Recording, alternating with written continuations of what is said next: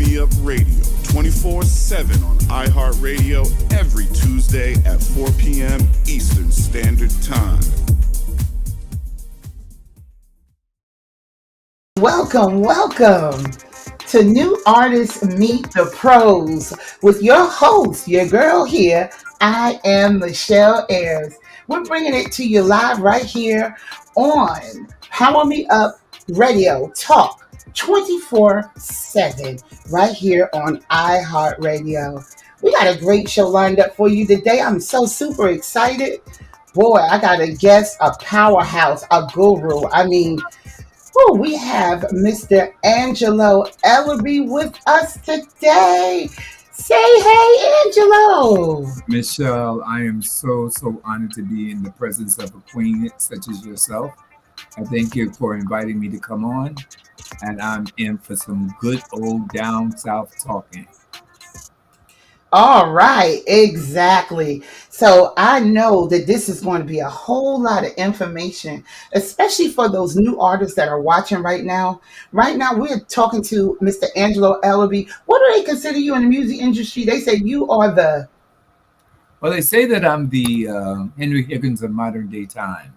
My title is Oh, the President and CEO of Double Exposure Media, celebrating 50 years in the music and entertainment industry. wow. Listen, guys, 50 years. Celebrating 50 years. Some people don't even last a half of a year. To be able to celebrate 50 years, you had to be doing something right.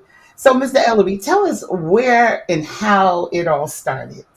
Well, Michelle, I guess you could really tell it the way that should be told because it started along with you out of my mother's basement in the greatest city I call in the world, Newark, New Jersey. Double Exposure Yes. was created in my mother's basement at 1531 Franklin Street. I was very ambitious at a very young age, and I began to, well, my degree is in fashion designs. So what I did initially is I designed clothes, and I did many charitable fashion shows in the city of Newark for so many years, like 18, 19 years. And in doing that, I wanted to enrich my culture with the awareness, enrich my community with the awareness of culture. And so I did these fashion shows, fundraising fashion shows for all of these years. And then I stopped doing the fashion shows. And I met a gentleman by the name of James Mtume, the two-time Grammy Award winner. I met his wife initially, Camille Mtume, who gave me an introduction into fashion styling, if you will.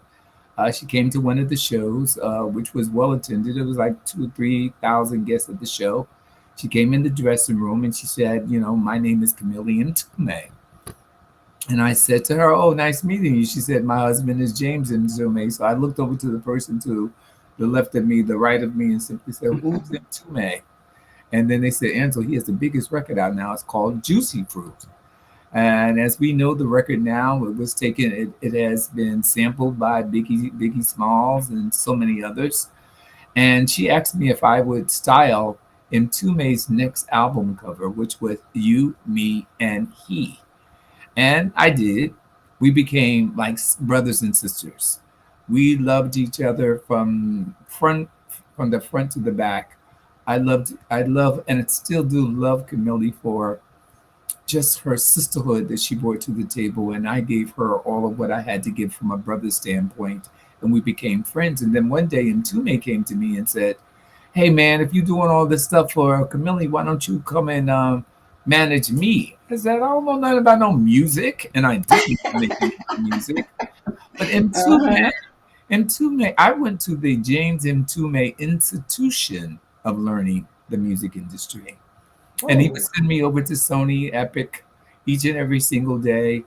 And I would come back feeling as stupid as one could ever possibly feel because I knew nothing about music. But the great thing about Mtume and why he's my mentor still to this day is that he would sit back and he would talk to me and he would tell me how to address the question, how to answer a question, what did I need to read in order to understand. It wasn't no Google back then. It was reading and understanding the concepts of what was product management, what was how you take a record from point A to point B. And every day I would come from these meetings, and Tume would sit me in his yellow office, and we would have conversations. And this went on for about 8 or 9 months. And then finally, someone from Sony called and said, "And Tume, I think your boy got it now." And thus I had it.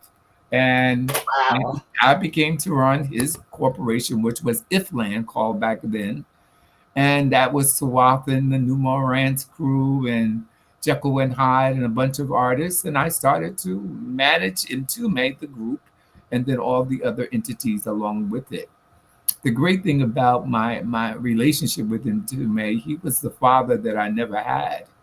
I loved Wow. him immensely. We did everything together. We shared everything. He was full of knowledge, and it's just unfortunate that I have to live with that legacy because I can't turn and go to him anymore because of his passings of several months ago. But he lives with me each and every single day of my life, and he's taught me to be powerful. He taught me to be great. He taught me to be greater. And he taught me to be great, the greatest in what I go to do. And so he came to me one day. He says, "I got an offer for a major motion picture." I just said, "Oh, that's great, Ntume." He said, "Let's just see if it's going to be great because you now have to do the press." And I said, "What do you mean? Wow. What do you mean the press?" And he said, "Well, when you see the newspapers." I said, "Yeah." He said, "Here's $100. Go out and buy as many newspapers as you need to buy in order to learn what a publicist does. And you need to look, young man, into the sections of music and lifestyles." Thus, I did it. This movie was a movie produced by Diane Silvers with a playwright by Richard Wright and the world famous James Baldwin. And I Yes. got a chance to meet James Baldwin through Intume, and it was a wonderful meeting. And I just began to do the press from that. But in the interim of all of that, I began to reach out and do independent projects. And some of the independent projects was, you have to understand, New Jersey was Yes. known for club music. Oh And yeah. so I would come out with my campaigns, and then one of my first clients was a group called Blaze, and then it was Yes. Sybil, and then it was Jomanda, and then it was Michelle Ayers, and then it Hi was all guys. of these other club artists, Jocelyn Brown. Yes. And so I began to put my arms around the club music scene, and got very engrossed in this and developing these artists. You got to remember, that time was not where there was the club music wasn't lyrically driven. It was a pulsating track that got you to the set of the music, MSMB, and all of that kind of music, the Yes. Byron Stickley's and all that Tin City. It was always that pulsating sound, and I got involved, and I got very involved into the movement of dance music in New Jersey. CC Rogers and all these people. Oh yeah. Uh, Marshall Jefferson's coming from Chicago. Absolutely. And Yes. so I had my arms around the city of Newark, and there was a club in the city of Newark called Club Zanzibar. Oh yes. And Club Zanzibar was known for its club music.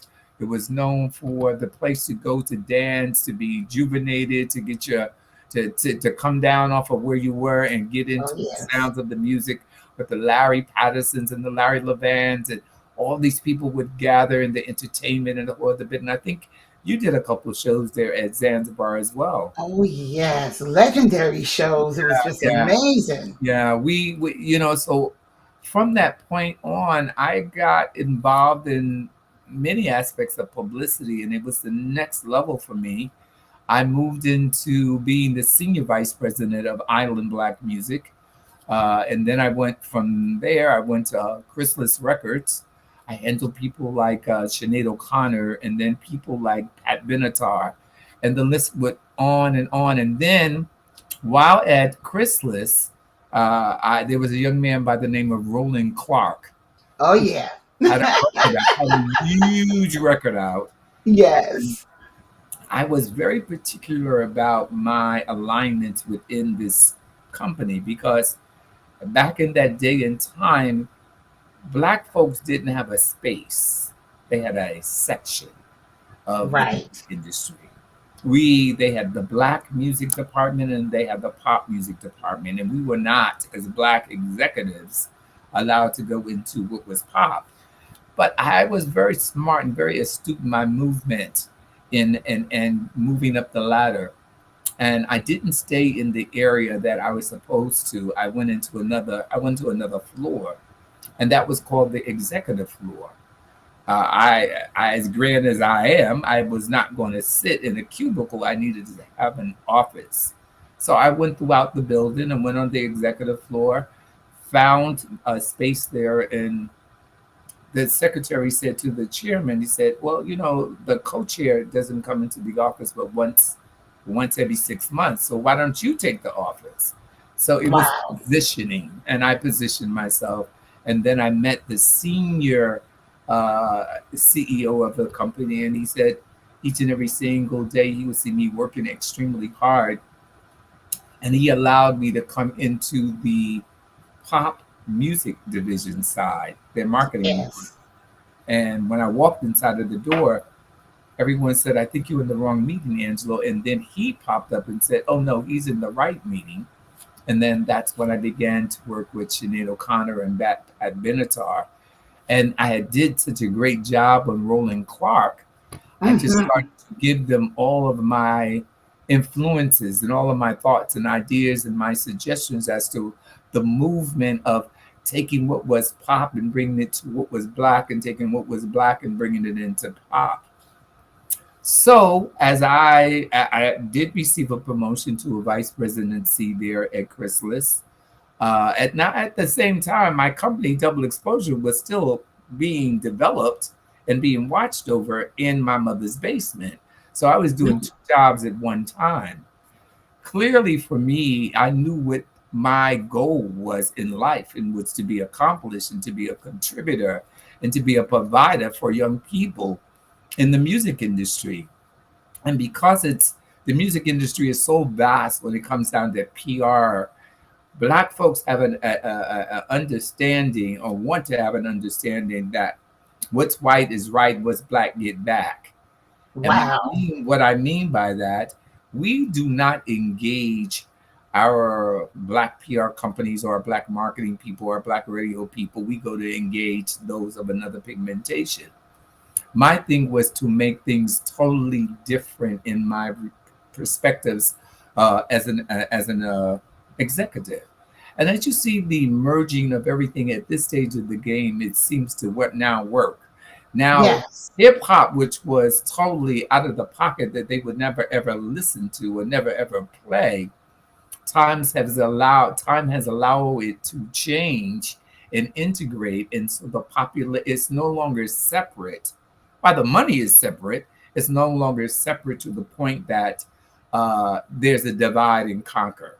So we that at this point we are collective.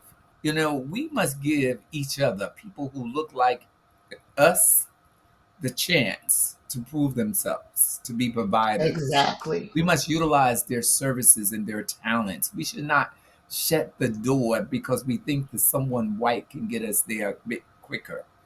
There's a Right. difference and distinction for me. Ambitious versus ambitious. I don't like instant coffee. I like brewed coffee. Brewed That's coffee is right. going to take a little bit more time to percolate and to get ready. Instant coffee, you take water and you pour the coffee in and it's done. I don't want nothing instant. I want things that are going to be brewed and things that's going to be everlasting. It spells That's right. longevity. So I just want young people to understand the importance of bringing your keen professionals into your career, and be very clear about how you go to select a manager. Don't go selecting the boy next door because that's supposed to be your boy. Don't get the girl because that's your honey. They don't know what they're doing. You're looking for someone to oversee, supervise, and or manage and take your career to the next level. Oh, yes. Also, it's very important that one understands, a young artist understands what it's going to take to get on radio. It takes money. It takes Yes. money. So you have to understand the importance about the business of music. It's about saving, it's about collecting, it's about finding the right type of team members that's going to be able to be contributors to you to get you to that height. There is absolutely no stupid questions. You say to your Absolutely. manager, do you do this? Do you do drugs? Do you do that? You ask every question so that you become comfortable in selecting your team. You don't want the guy next door because he rolls a tight joint. You don't want the girl because she got a fat ass. You want someone that can elevate you, educate you, stimulate you, and motivate you, and bring you to the apex of your success. It's really, really important because Keeley is called the business of music. It's not called the talent of music, it's called the business. So you have all kinds of people that's going to come into your career that, I always tell people, demons come in disguises. Exactly. And so you have to be able to uncover those demons. They look like friends, but they really ain't your friend. Oh, no. They sound real good as an executive, but they really aren't. You got to be careful of how you go to sign that contract and what that contract is saying for the first 2 or 3, well, for the first year and thereafter. Don't think you're gonna come in here and make $1 million because you have a big record. That's right. Because at the end of the day, it's all gonna come from you. So it's how you go to spend your money. You want to bring everybody with you to go on the road. It's called recoupables.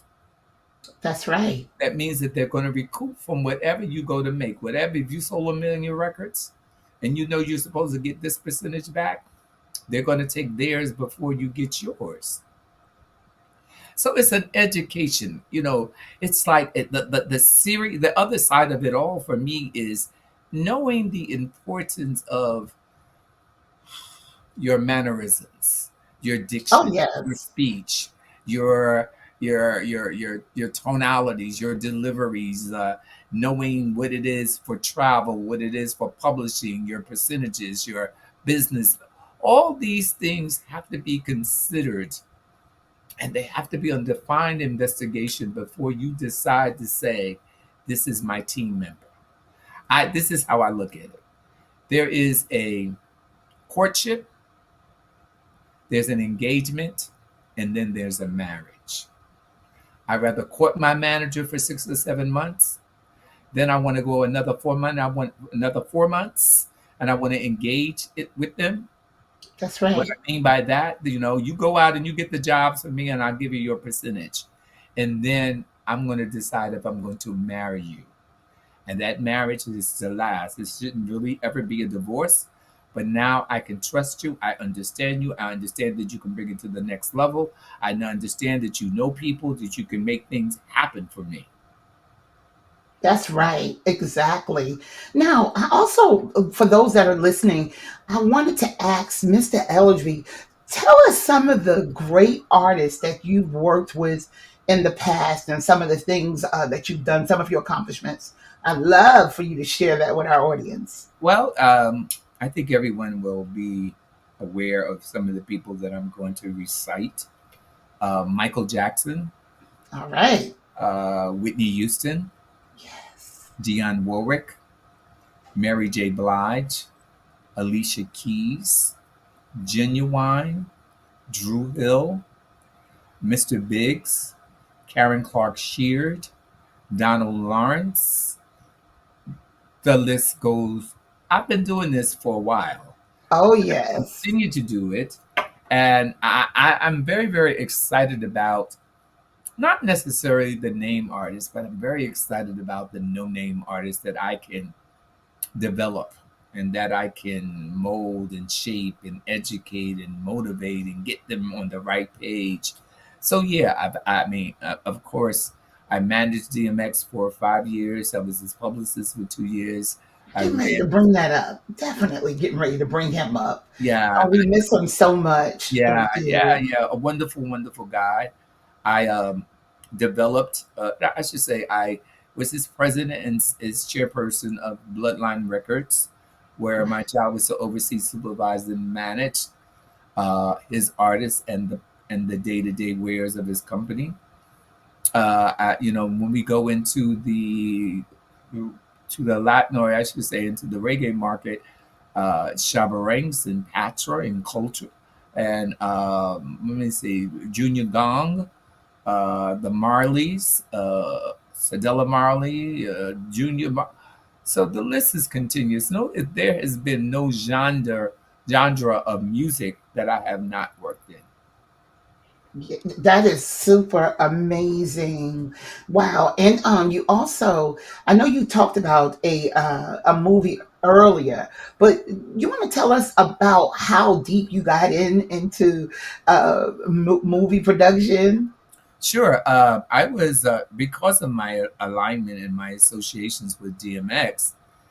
DMX did eight major motion pictures, and from Yes. the eight major motion pictures, I was the executive producer and music supervisor on six of them. And Wow. so I my there's an I have the accreditations to working with DMX on the movies, and so yeah. And then outside of the M2May's movies that I did with M2May, we have a long slated roster of credentials when it comes down to the movies that I've contributed to in one form or another. Wow, that is super amazing. You know what, Mr. Ellerbee, I'm going to ask you to come back. We definitely need a part two and three because it's just so much I want to ask. And we do have a little bit more time to go into it, but I really want you to dig in. I want you to talk to me about Dionne Warwick. There's a reason why I want you to talk about Dionne Warwick. And I hope she gets a copy of this show. I want to give her flowers. Let me tell you something. I do come from a musical family, but one thing that was embedded in me, Angelo, if you don't mind me calling you Angelo, Mhm. Yeah, one yeah. thing that was embedded in me was when I was in elementary school, I was going to Lincoln School. I believe they named the school after her now. Mhm. We would have to go into the auditorium because Dionne Warwick would take time out of her busy schedule singing, traveling, doing all the wonderful things that she did. Mhm. She would take time on a regular, not here and there, I mean on a regular, to come and to speak to the youth. And I never forgot it.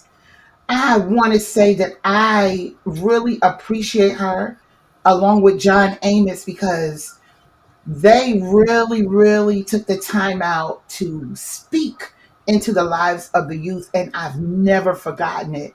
So I want to give Dionne Warwick her flowers. And Angela, for this next 4 minutes, I want you to just dive into this particular family who I believe is an amazing family. I have the biggest love for, and I always called her, as well as yourself, a mentor to me.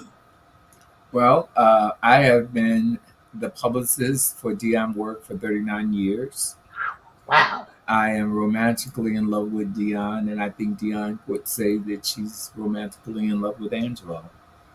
We have a relationship that stems back from the 70s.